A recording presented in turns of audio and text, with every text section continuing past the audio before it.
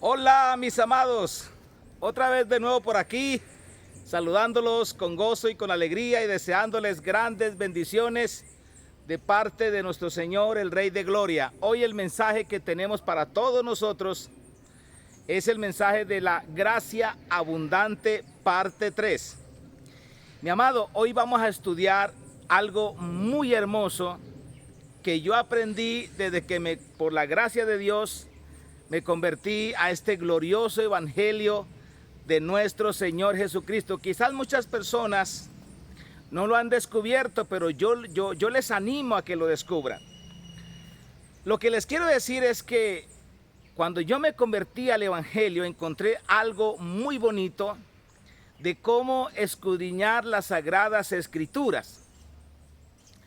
Yo entendí que desde Génesis hasta el libro de Apocalipsis, lo que uno debe encontrar en las páginas de la escritura es la imagen gloriosa de nuestro Señor Jesucristo. También encontramos la imagen del Padre, la imagen del Espíritu Santo. Dice la Biblia que el Antiguo Testamento contiene solamente las sombras de lo que había de venir. Las sombras en las cosas que un día deberían de tener sustancia y materializarse. Si alguien me preguntara a mí, me dijera, pastor, ¿qué es el Antiguo Testamento? Yo le contestaría así: el Antiguo Testamento es el Nuevo Testamento oculto. ¿Y qué es el Nuevo Testamento? Yo contestaría: el Nuevo Testamento es el Antiguo Testamento revelado. Ahí para que usted piense un poquito. Bueno, entonces, ¿qué es lo que encontramos? Recuerde que la Biblia fue hecha de una manera tan sencilla que cualquier niño la puede entender. Y entonces, si usted yo solamente le cuento mi historia, le cuento la forma como yo me gozo escudriñando las Sagradas Escrituras. Es que para mí es como un juego de niños. O sea, yo comienzo desde el libro de Génesis, pero el interés mío y el enfoque mío es dónde encuentro la imagen del Señor Jesús. ¿Por qué? Porque la Biblia dice que cuando nosotros miramos a cara descubierta la gloria y la imagen del Señor Jesús, somos transformados de gloria en gloria. Eso es lo hermoso que yo en lo personal he encontrado en las Sagradas Escrituras. También encontramos la imagen del Padre y la imagen del Espíritu Santo. Ahora, recuerden, mis amados, que en el libro de los Hebreos, la Biblia dice: puesto los ojos en Jesús, el autor y consumador de la fe. O sea, ese es el escenario. O sea, para mí no hay una cosa tan linda y tan hermosa y tan divertida de poder leer la Escritura es buscando la imagen de nuestro Señor Jesucristo. Entre las imágenes, tanto de elementos, cosas y de personas que eran prototipos del Señor Jesucristo, la imagen más acertada y que representa al Señor Jesucristo en cuanto a personas es la persona de José. La persona de José en toda la Biblia es la imagen o el prototipo de la persona de nuestro Señor Jesucristo más cercana a nosotros. Le explico. José fue amado por su padre. El Señor Jesús dijo: mi padre me ama. José fue rechazado por sus hermanos. El Señor Jesús a lo suyo vino y los suyos no le recibieron. Lo rechazaron. El pueblo de Israel rechazó al Mesías, rechazó a nuestro Señor Jesucristo. A José le rompieron la túnica de colores, se la tiñeron en sangre. Al Señor Jesús los soldados romanos le despojaron de sus vestiduras cuando lo crucificaron. A José lo echaron en una cisterna y luego lo vendieron. Al Señor Jesús también lo vendieron. A José lo vendieron por 20 piezas de plata al Señor Jesús lo vendieron por 30 piezas de plata. Dice la Biblia que José fue vendido como siervo en la casa de Potifar. El Señor Jesús no vino a ser servido. Ojo con esto, Él vino a servir. Y la Biblia dice, he aquí mi siervo. Hablando el Padre Celestial del Señor Jesús Él dijo, mi siervo será bendecido, prosperado y puesto muy en alto. Eso era el carácter de José en la casa de Potifar. Era tan bendecido José como siervo que Potifar, dice la palabra, que la única preocupación de Potifar era del pan que él comía, porque todo lo demás lo hacía José en la casa del egipcio, en la casa de Potifar. Luego de ahí fue llevado José a la cárcel. En Isaías capítulo 53 dice la Biblia que por juicio y por cárcel el Señor Jesús fue quitado. O sea, él también estuvo en la cárcel de alguna manera. José fue el único proveedor de la vida y del sustento para la tierra de Egipto y para toda la humanidad en ese entonces. El Señor Jesús es la única respuesta a este mundo caído. El Señor Jesús, dice la palabra, que Él despojó, triunfó sobre todos los demonios, triunfando sobre ellos en la cruz del Calvario. Así que si no tenemos bendición, si no tenemos provisión, si no tenemos consuelo, es porque no hemos querido ir a su mesa. No hemos querido ir al banquete a pesar de que Él nos ha hecho cordialmente la invitación. Porque estamos ocupados en una y otra cosa. Pero el Señor Jesús ya tiene el banquete, ya tiene la mesa lista, ya tiene todo preparado para que solamente nosotros aceptemos la invitación y vayamos a comer. Estoy hablando de cómo la persona de José es prototipo más cercano a la imagen gloriosa de nuestro Señor Jesucristo. En ese orden de ideas, en ese cuadro que acabé de decirle, ahora para que usted entienda un poquito más de cómo fue escrita la Biblia con esas imágenes, con esas sombras, que luego serían sustancia real. Recuerde que la Biblia habla de un pregonero, de una persona que vendría a preparar el camino del Mesías, del Señor Jesucristo. Y la Biblia, la profecía habla y dice que Elías vendría primero. Lo que la gente no entiende son las imágenes, las sombras, para que luego tengan la sustancia real. En este caso, le preguntaban al Señor Jesús y le decían, y luego no dicen los escribas que Elías vendría primero que el Cristo. ¿Y qué contestaba el Señor Jesús? Él decía, a la verdad, Elías ya vino y no le recibieron, no le aceptaron. ¿De quién hablaba el Señor Jesús? Pues hablaba de Juan el Bautista. Ese era el Elías que había de venir. Ahora, cuando estudiamos la vida de Juan el Bautista y el carácter de Juan el Bautista, dice la Biblia que él vendría con el poder y el espíritu de Elías. Por eso es que la Biblia está escrita así.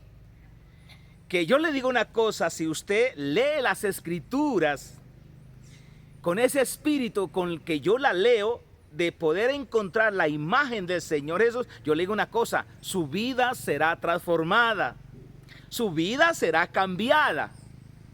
Porque según la escritura dice que cuando nosotros vemos la imagen del Señor como en un espejo, vemos su imagen y vemos su gloria, dice la Biblia que seremos transformados también de gloria en gloria, de gracia en gracia, como a la misma imagen de su sustancia, o sea, de la persona de nuestro Señor Jesucristo. Entonces, ya con ese cuadro vamos a estudiar aquí la gracia abundante en el libro de Génesis 42, verso 1. Dice así la preciosa palabra del Señor. Dice, viendo Jacob que en Egipto había alimentos, dijo a sus hijos, ¿por qué estáis mirando? Póngale cuidado, es que esta parte me gusta a mí muchísimo. ¿Sabe por qué? Porque la bendición está en algún lugar. Escuche, mi amado, la bendición está en algún lugar. Y lo que a mí me parece ver ahora es que la bendición está en algún lugar y hay personas que solamente se están mirando a la cara. Están asustados, ¿sí los ha visto usted por ahí? ¿Le parece a usted algo familiar? Que el uno se mira al otro y bueno, ¿y ahora qué hacemos? ¿Y a dónde vamos? Y están como atemorizados, pero en realidad la bendición está en algún lugar. Y el que la descubrió aquí fue Jacob. Dijo, Jacob, yo he oído que en Egipto hay víveres y ustedes ¿qué estáis mirando el uno al otro?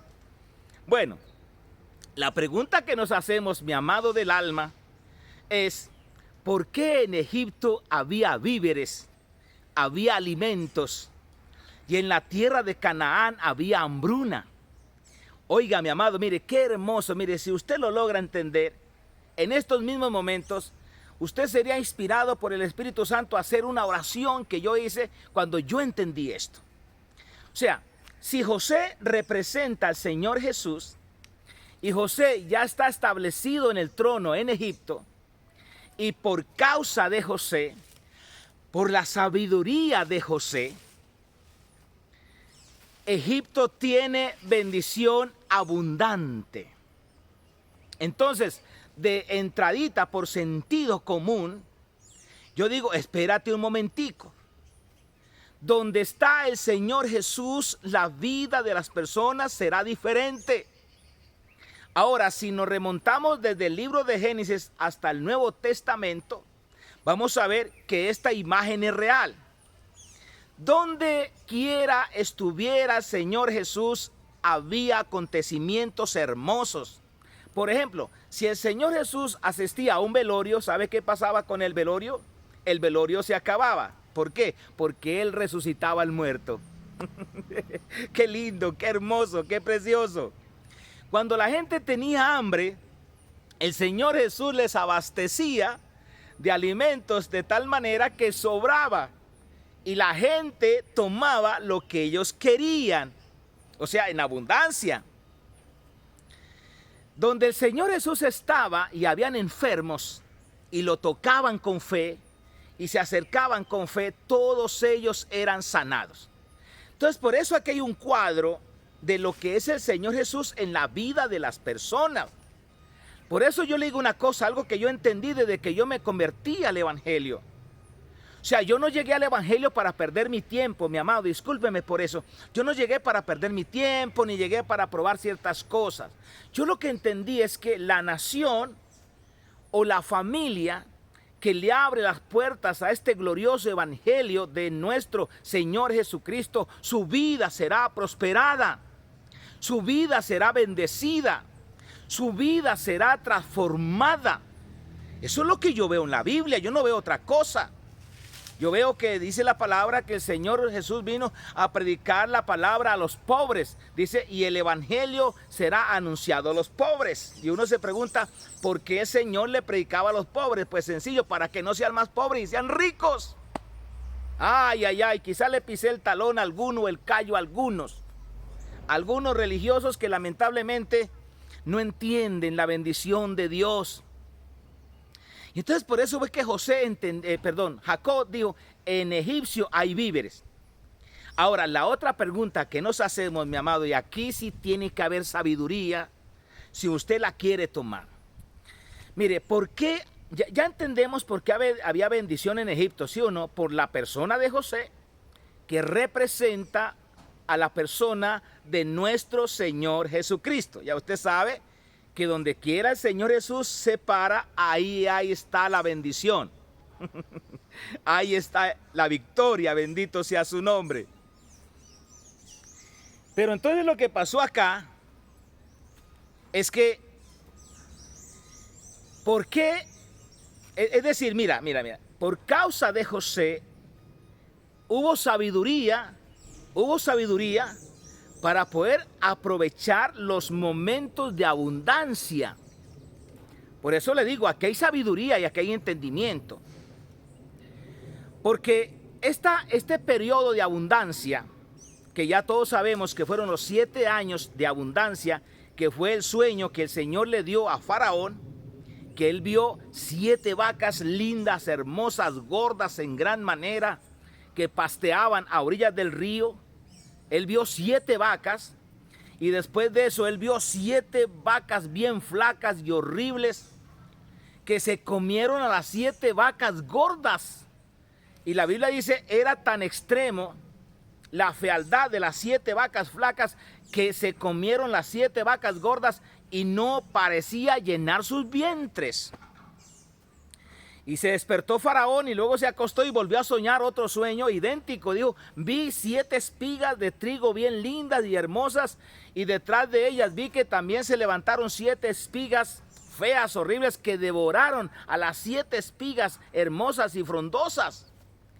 Pues José, con la revelación de lo alto, él dijo, son 7 años de gran abundancia que van a ser seguidos de 7 años de gran escasez. Ahora, póngale bien cuidado lo que le voy a decir, que esto es en la vida real. En la vida real, de alguna u otra manera, le viene la bendición a cada persona. Le viene época de abundancia, le viene época donde el ingreso sube, y le viene la época más bonita a todo ser humano, que es la juventud. Pero ¿por qué hay personas que terminan bien, terminan felices, contentos, provistos de toda clase de bienestar, y hay personas que terminan muy mal? Si a todos, como dice la Biblia, nos acontece la misma oportunidad, el sol sale para buenos y malos, la lluvia cae sobre justos e injustos. O sea, en otras palabras, todo mundo, como dice el libro de Eclesiastés, a todos les acontece la misma oportunidad. Lo que pasa es que aquí tiene que haber sabiduría. Y lo hermoso de haber entregado la vida al Señor Jesucristo, mi amado, es que el Señor es hecho por nosotros sabiduría. O sea, el solo hecho de tener temor a Dios, dice la Biblia, es el principio de toda sabiduría. Entonces, en ese compendio de sabiduría que el Señor nos da a la persona que le vaya aceptando, es una persona que comienza a tener bastante sabiduría y prudencia, sobre todo en cuidar los recursos cuando el Señor nos ha bendecido en abundancia. Mire lo que pasó. Esa abundancia que le vino a la tierra de Egipto, le vino también a la tierra de Canaán. ¿Y por qué ahorita en la tierra de Egipto hay abundancia de alimento, hay abundancia de víveres, y en Canaán hay hambre? Si también tuvieron la misma estación de prosperidad. Mi amado, es que ese caso, ese cuadro, es el mismo que se repite actualmente. Actualmente hay personas que dicen, yo aproveché la juventud, yo aproveché el cuarto de hora, yo aproveché el momento que Dios me dio, tuve cuidado con los recursos, no me enloquecí con la bendición que Dios me dio, y puse a multiplicar los dones y talentos, puse a multiplicar el dinero, y hoy el día he entrado en el gozo de nuestro Señor. Pero no es el caso de otras personas insensatas que no aprovecharon el tiempo de la abundancia. Dice la palabra, joven, acuérdate de tu Creador en los días de tu juventud. ¿Para qué? Para que aproveches esa estación de la vida que es bastante fructífera y puedas ser como la hormiga, dice la Biblia, ve a la hormiga, oh perezoso, que en tiempo de verano prepara la comida para el tiempo de invierno.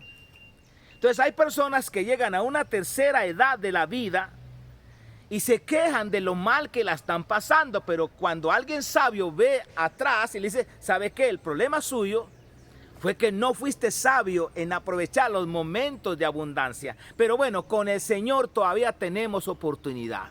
Mi amado, tampoco no es para que se ponga contra las cuerdas y diga, ay, el pastor Atanasio ya me mató con esta palabra. No, no, no, no. Es que el Señor le va a dar otra nueva oportunidad, pero para que la aproveche al máximo con esta sabiduría. Entonces, sigamos adelante y espero que este cuadro le hubiera servido de bendición para usted, para aprovechar bien la estación en la cual estás para tiempos futuros. Entonces dice la palabra, dice que Jacob mandó a sus 10 hijos, en el verso 3 de Génesis 42, dice que Jacob mandó a sus 10 hijos. Dice, descendieron los 10 hermanos de José a comprar trigo en Egipto. Pónganle cuidado. Como el tema que nos atesora ahorita mismo se llama gracia abundante, tenemos que entender que sobre este planeta, desde la creación del mundo hasta los días que estamos viviendo y los días que vienen, solamente yo en lo personal, puede ser que no esté equivocado, solamente encuentro dos formas como el ser humano se puede acercar a Dios. Solamente. La una se llama la ley y la otra se llama la gracia. Ahora, desde el libro de Génesis, desde el Edén, desde el jardín, hasta el tiempo de Moisés, dice la Biblia que había gracia.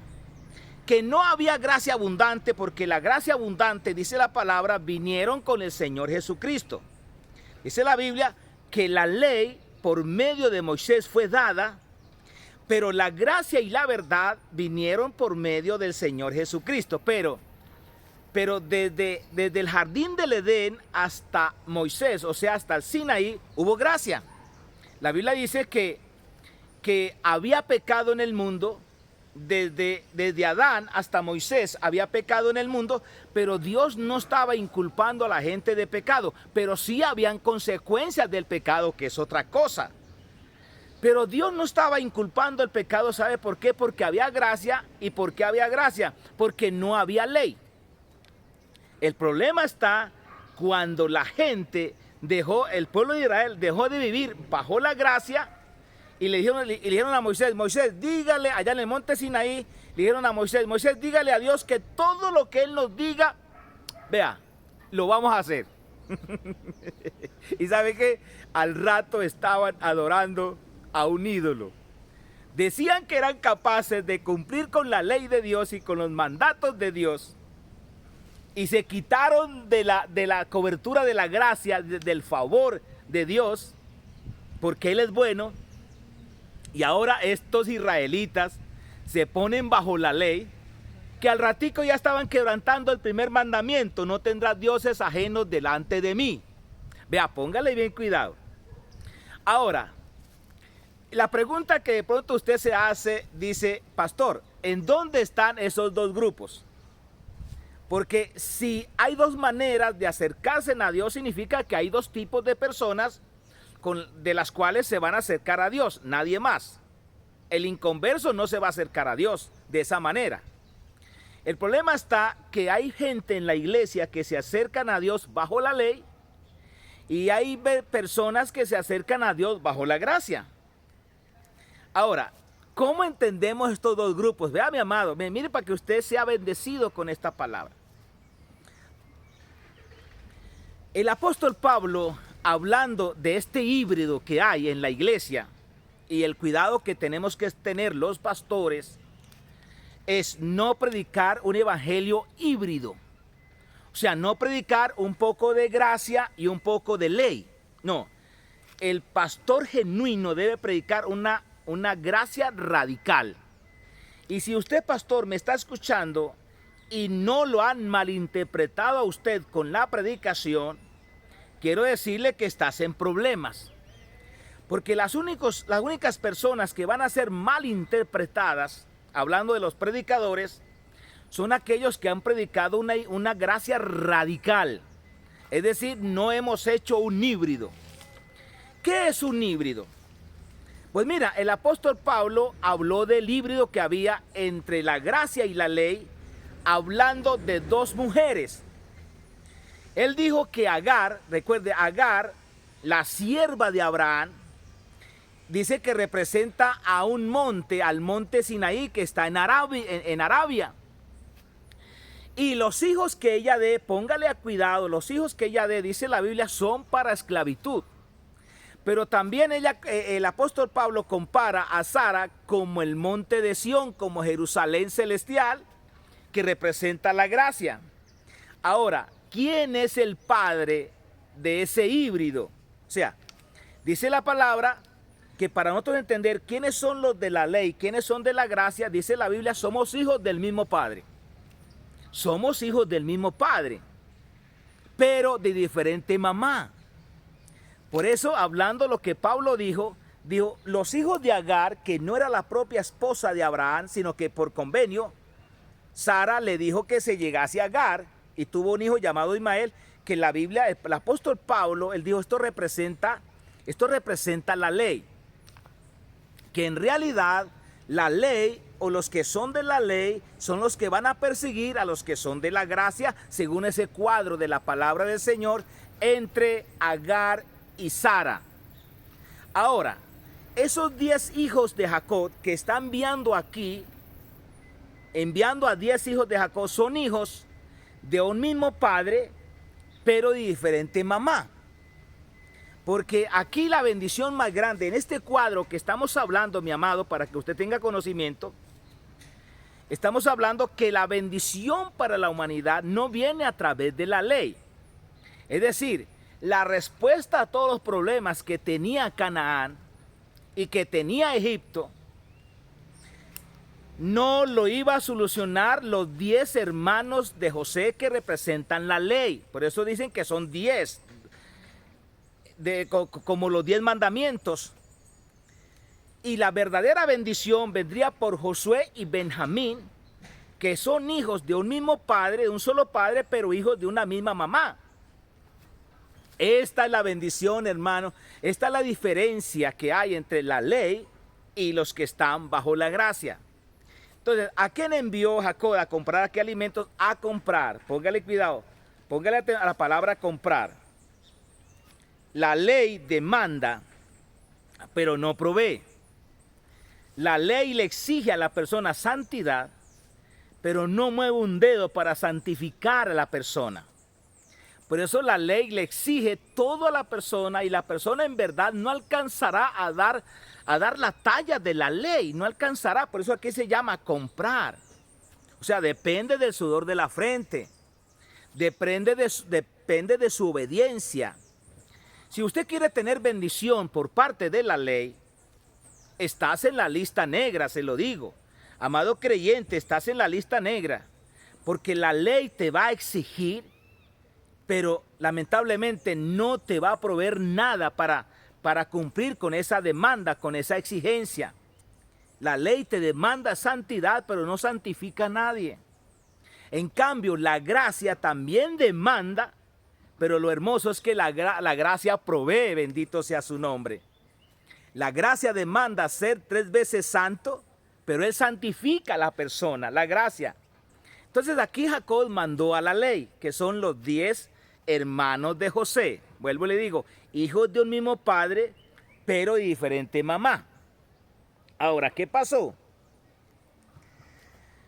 Dice que Jacob no envió con ellos a Benjamín. Recuerde, Benjamín representa la gracia. José representa a nuestro Señor Jesucristo. Y usted va a ver quién toca el corazón de José. ¿Lo tocan los 10 hermanos que representan la ley? ¿O lo toca su hermano Benjamín que representa la gracia? En otras palabras, ¿por medio de quién o cuál es la causal para que se desate la bendición para Canaán? Usted va a entender si la bendición se va a desatar por medio de la ley, o sea, representada en los 10 hermanos de Jacob, de José, o la bendición se va a desatar por medio de Benjamín, que representa la gracia abundante de nuestro Señor Jesucristo. Entonces dice la palabra, entonces el versículo, cuando ya los hermanos de José llegaron a Egipto, mire lo que pasó, vea lo que pasó. En el versículo 9. A ver, es que cuando llegaron los hermanos allá, José los acusó de espías. Como no iba Benjamín con ellos, Pues José los acusó de espías. ¿Le parece algo familiar a usted que cuando nosotros no somos conscientes de lo que la gracia ha hecho por nosotros, andamos con algo que se llama culpabilidad, que se llama conciencia de pecado? Que eso solamente lo da la ley. La ley acusa, la ley exige y la ley produce culpabilidad en la persona.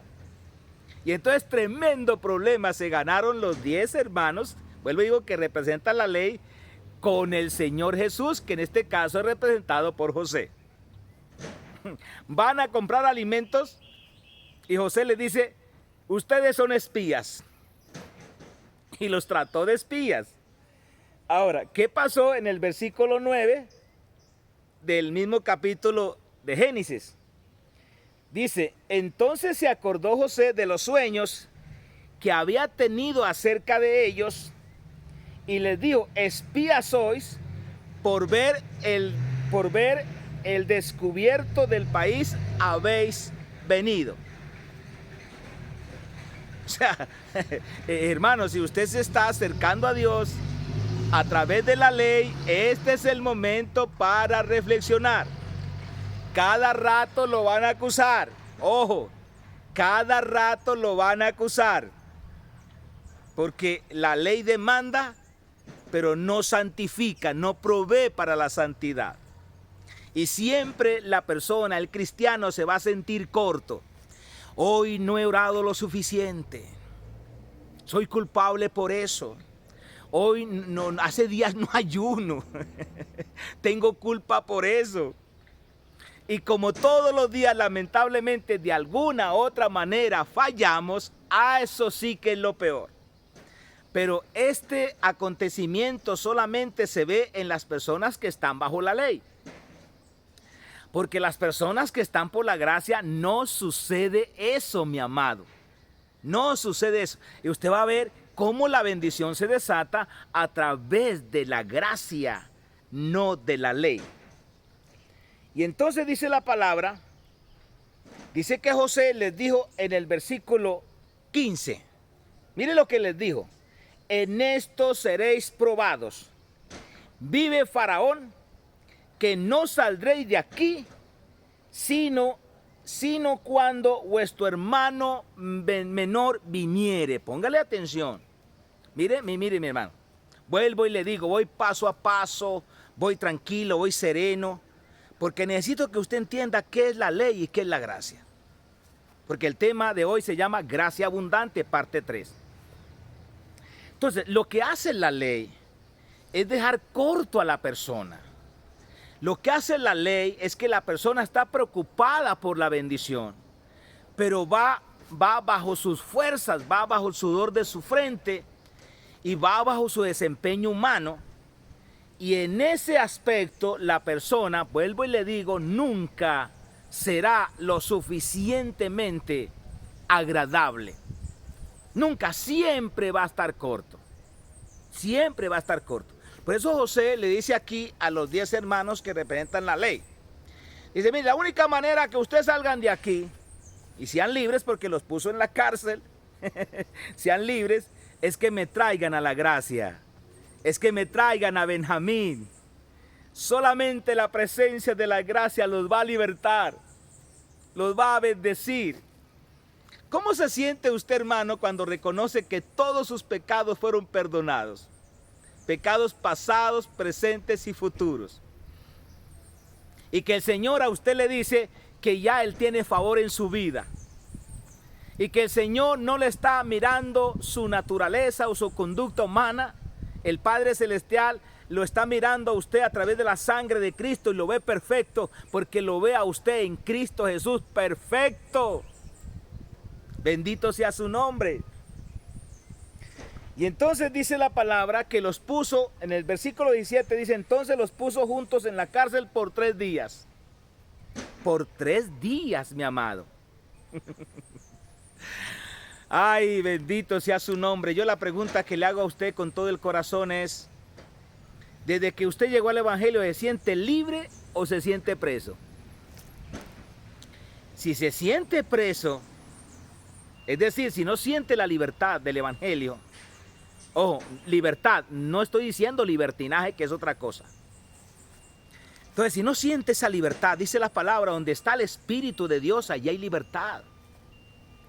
Algo anda mal. De pronto le falta conocimiento, le falta revelación, o de pronto ha permitido doctrinas judaizantes que te sacan de la gracia y otra vez te introducen a la ley, exponiendo a la persona bajo maldición, según dice la preciosa palabra de Dios. Ahora, póngale cuidado, ¿qué pasó acá? Entramos a un punto hermosísimo. Bueno, toda la palabra es linda y hermosa. Entramos a un punto donde miren lo que pasó en el versículo 25. Dice, después mandó José que llenaran sus sacos de trigo y devolvieran el dinero de cada uno en la boca de su costal. Y que les diesen comida para el camino, para ellos y para sus bestias. Póngale atención.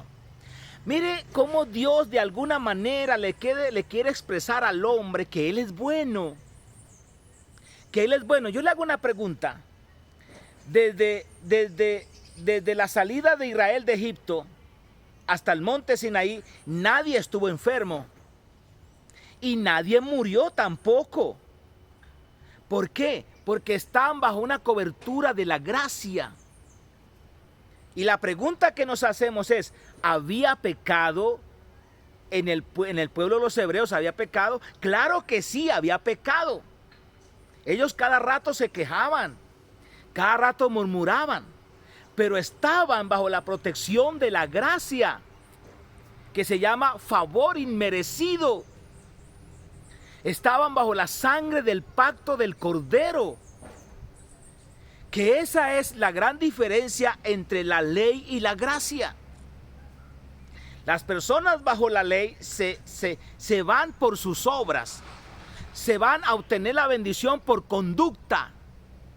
Ellos son los que oran 3 horas y dicen, bueno, yo creo que Dios está en deuda con nosotros, me va a bendecir porque oré 3 horas.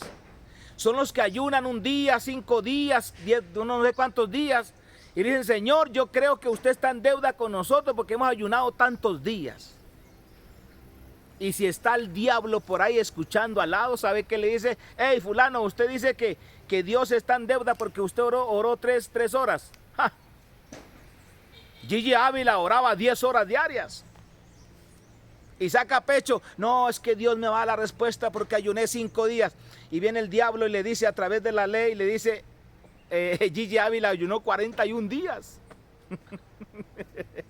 Y usted dice, no, ¿cómo puedo yo igualarlo? Porque es la conducta humana, es el desempeño humano. Ahí nunca se logra la bendición de Dios. Siempre quedamos cortos. Pero la gracia es abundante. La gracia solamente fue dada por el sacrificio de nuestro Señor Jesucristo en la cruz del Calvario. La gracia solamente fue dada por una persona obediente. Y a través de esa obediencia nosotros entramos a ser obedientes, pero a través de la obediencia del Señor. Somos santos porque Él es santo. No por nosotros, no por nuestra conducta, es por lo que Él hizo, bendito sea su nombre. Mi amado, si el pecado entró por un solo hombre y tuvo el poder, el pecado, de alcanzar a toda la humanidad, la Biblia dice, también la justicia de Dios, la salvación de Dios, viene por un solo hombre. Bendito sea su nombre. Y es más grande lo que el Señor hizo en la cruz del Calvario de lo que el diablo hizo a través de Adán en el huerto del Getsemaní. Eso más adelante en otro programa podemos explicarlo muy bien. Pero sigamos acá. Entonces, escuche esto. Mire, cuando nosotros hemos encontrado en la Biblia algo muy bonito que se llama más bienaventurado es dar que recibir. Pero yo le digo una cosa, esa parte de la Biblia se cumple de hombre a hombre. O sea, de hombre a hombre, la Biblia dice, es más bienaventurado dar que recibir. Pero en lo que responde al Señor es más bienaventurado recibir que dar. Se lo voy a comprobar por la Escritura, porque esto depende de la gracia. O sea, en la ley decía, si usted da, le van a dar, en la ley. Si usted perdona, le van a perdonar. Si usted trabaja para Dios, te van a bendecir, te van a pagar, le van a dar una bendición, pero por deuda, por salario, no por gracia. Y el que hiciera estas cosas viviría por ellas.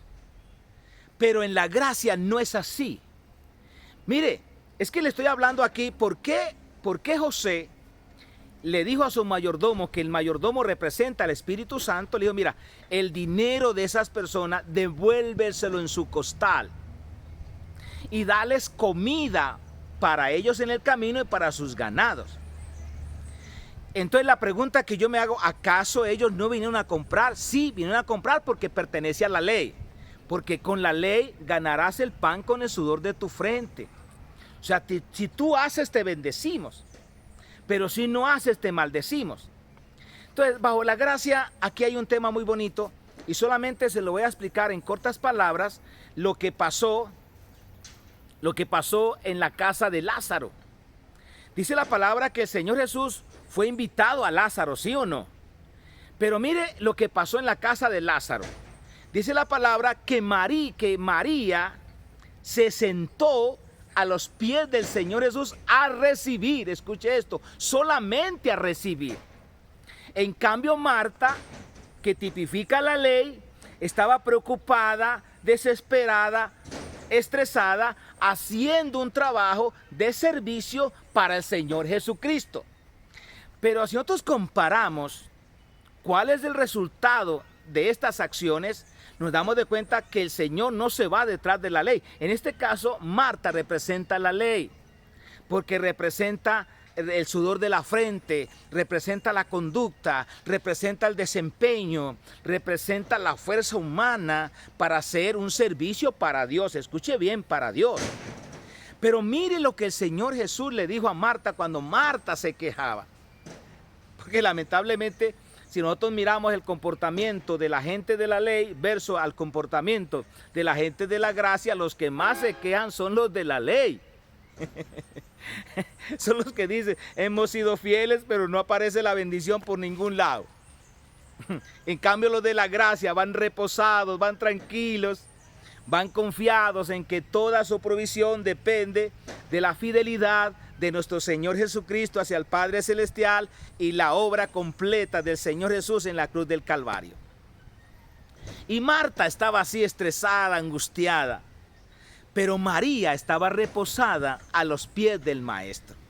Entonces la pregunta que yo le hago a usted, juzgue usted, en esa labor, en esa situación, ese comportamiento de que María representa la gracia y Marta representa la ley, ¿a cuál de los dos el Señor felicitó?